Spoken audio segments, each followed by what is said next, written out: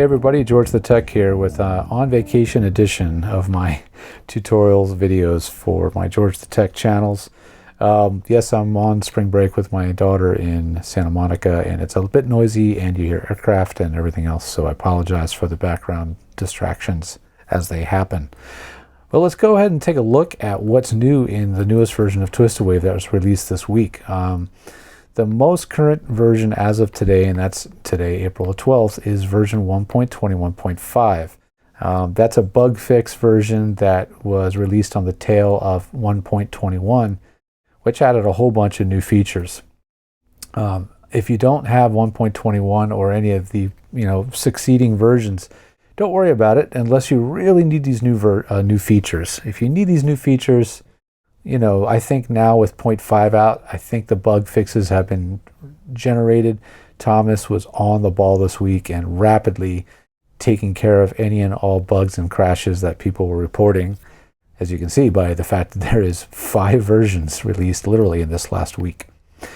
If you really want to use it, go ahead and keep proceeding and watching this video to see what's new in version 1.21.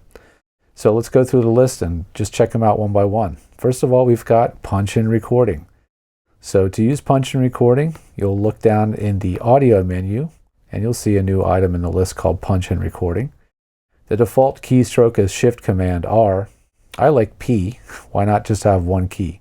So I went to Edit Keyboard Shortcuts, went to Audio, and chose the letter P for punch-in.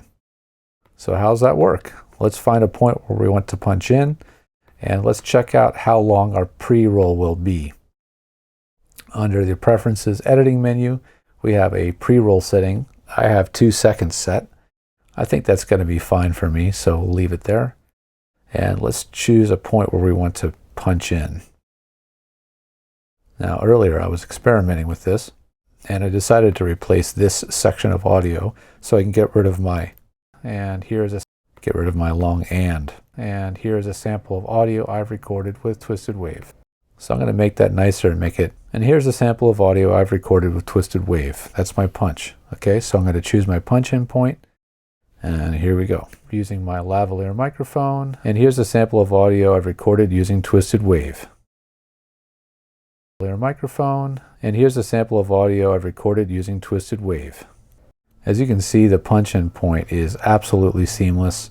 It does a crossfade at the punch-in point, so there's no click or anything that exists in the punch-in point. Using my lavalier microphone, and here's a sample of audio I've recorded using TwistedWave. That's how easy it is to replace a punch-in or replace a piece of audio with a punch-in.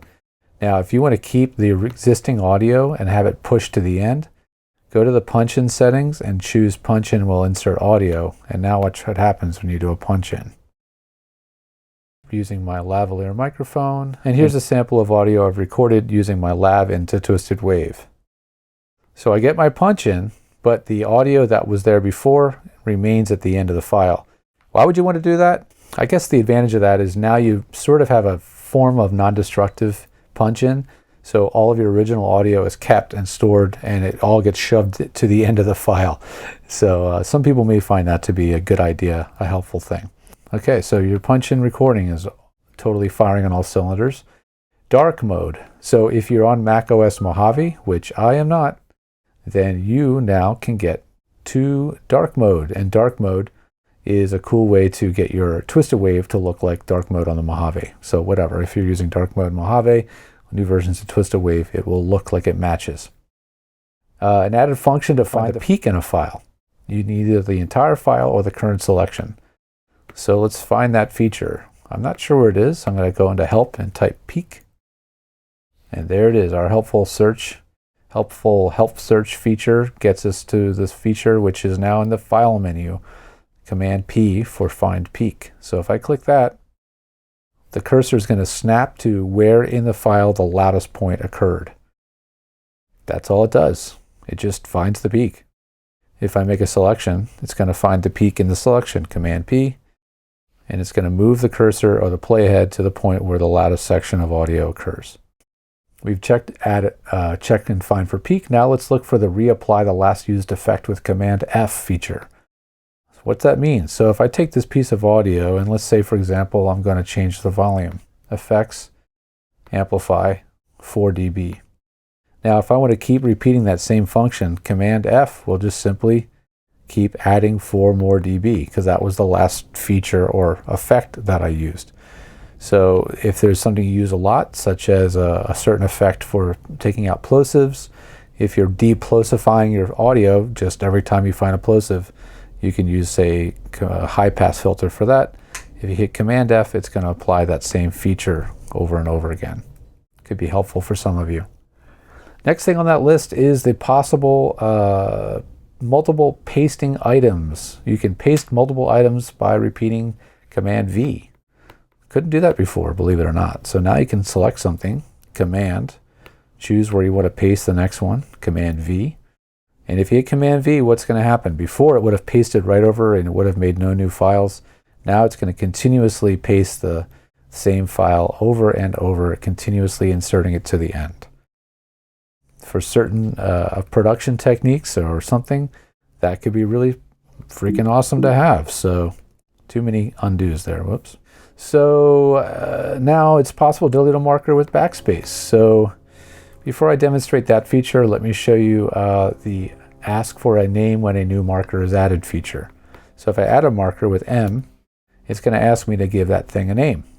Okay, and I can choose to not have that feature show up if I uncheck this box. Great, good to know. Well, once I have a marker selected, if I want to get rid of it, you don't have to drag it up or down or do any other weird manipulation. Just hit delete or backspace and the marker will go away. Simple enough. And lastly, the batch processor can now resolve aliases. I looked in batch processor, I couldn't find anything about aliases, or I'm not even sure what aliases means in this context. If you do know, or if you happen to be Thomas, the developer, would you make a comment in the comments section below? That would be awesome. Everybody would certainly appreciate it, I'm sure. But there you have it. That's the new stuff that came out this week in April for TwistedWave, and many great little features. Some of these will probably become part of your everyday production flow. And some of you may find none of this useful and just keep on working happily with the version you got. Thanks, this is Georgethetech. Thanks for watching. And if you want to see more videos, subscribe to me on YouTube and Facebook under the name Georgethetech. And my website is georgethetech.com for any kind of home studio support or voiceover and podcast production help. And I'm happy to serve. Thanks again for watching. Happy spring.